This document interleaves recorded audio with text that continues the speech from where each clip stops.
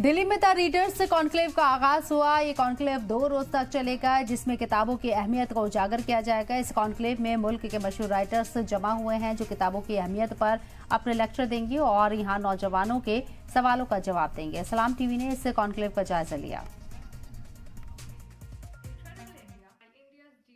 इस वक्त मेरे साथ प्रकाश सिंह जी हैं जो पूर्व डीजीपी रह चुके हैं उत्तर प्रदेश के। सर, आज किताबों के इस चर्चा में जुड़े आप और आपने भी किताब लिखी है, कैसे आज के यूथ को इनसे जोड़ना चाहते हैं? देखिए, मैंने तो किताब में लिखा है और ऐसे भी कहता हूँ कि अगर मुझे फिर से नौकरी शुरू करनी हो तो मैं फिर से पुलिस अफसर ही बनना चाहूँगा, क्योंकि पुलिस की नौकरी ने मुझे बड़ा संतोष दिया। और पुलिस की नौकरी, मैं ये मानता हूँ कि ये जनसेवा का एक बड़ा पावरफुल मीडियम है, बहुत पावरफुल मीडियम है।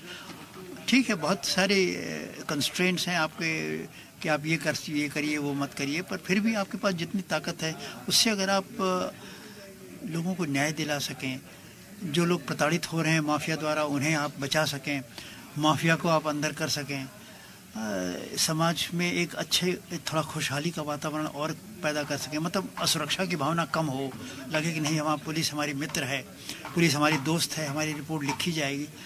या सीमाओं पे आप जब काम करते समय देश की सुरक्षा में योगदान करें तो इससे बड़ा अंदर से बड़ा संतोष मिलता है कि हम लोगों को, इन लोगों का आशीर्वाद हमें मिल रहा है जिनको हमने सुरक्षा प्रदान की, जो प्रताड़ित थे, जो दुखी थे, जिन्हें न्याय नहीं मिल रहा था, इनको हमने न्याय दिलाया।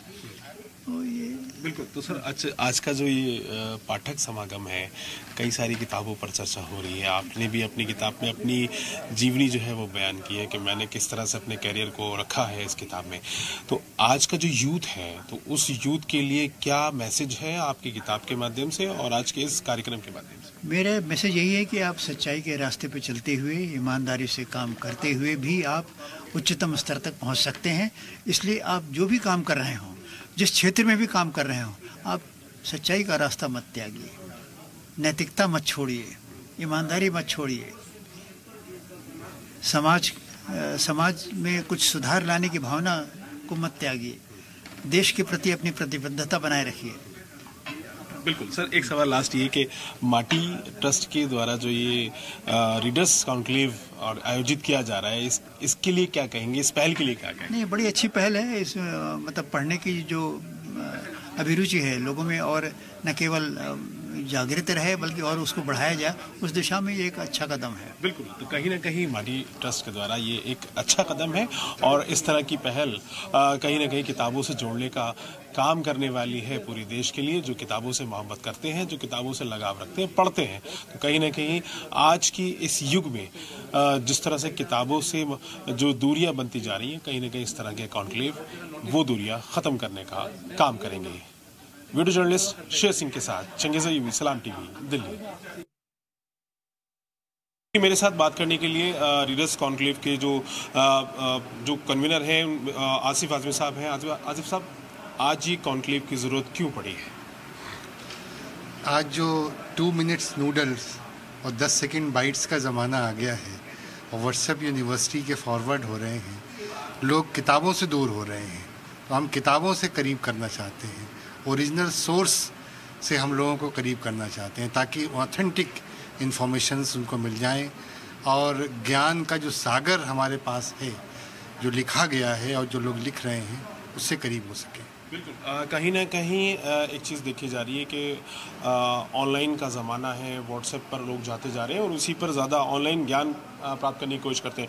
लेकिन आप पुस्तक, कई लेखक, कई राइटर यहाँ मौजूद हैं, पुस्तकों पर चर्चा होगी, कौन सी ऐसी पुस्तकें होंगी और क्या वो लिटरेचर होगा जिस पर बातचीत होने वाली है? ये 2 दिन का द रीडर्स कॉन्क्लेव है, जिसमें 10 महत्वपूर्ण पुस्तकें हैं। इसमें बायोग्राफीज़ भी हैं, इसमें पोइट्री भी है, इसमें फ़िक्शन भी है, चिल्ड्रन फिक्शन भी है, हिस्ट्री भी है इसमें, और मैनेजमेंट के ऊपर पुस्तक है। तो ये सारी पुस्तकें बहुत ही रिनाउंड ऑथर्स जैसे मिस्टर रविकांत, जो टाटा मोटर्स के हेड रहे, मिस्टर प्रकाश सिंह, जो डीजीपी रहे, न सिर्फ यूपी के बल्कि असम के और बीएसएफ के डीजीपी रहे। इस तरह से बनारस के ऊपर एक किताब है, the lost hero of Banaras, Ram Bahadur Rai ji की एक पुस्तक है, संविधान अनकही कहानी उर्दू में आई हुई है, इन सारी किताबों पर हम 2 दिन तक चर्चा करेंगे। बिल्कुल। एक सवाल यहाँ पर ये भी है कि जिस तरह से लोगों का यहाँ देखा जा रहा है कि ख़ास लेखक ही यहाँ मौजूद हैं, तो यहाँ से क्या संदेश है देश के लिए और उन लोगों के लिए जो आज पुस्तकों से दूर हो गए या पुस्तकों के साथ हैं, तो उनको किस तरह से पुस्तकों को लेके चलना चाहिए ताकि पुस्तक जिंदा रहे? हम यही चाहते हैं कि लोग किताबों से जुड़े रहें, चाहे वो ऑनलाइन पढ़ें या ख़रीद के पढ़ें या हार्ड कॉपी में पढ़ें, लेकिन वो किताबें पढ़ें। और राइटर्स और हम रीडर्स को आपस में मिला भी रहे हैं। यहाँ एक इंटरेक्शन भी है कि वो अपनी रीडर्स से फीडबैक ले सकें और रीडर्स अपने ऑथर्स से बात कर सकें।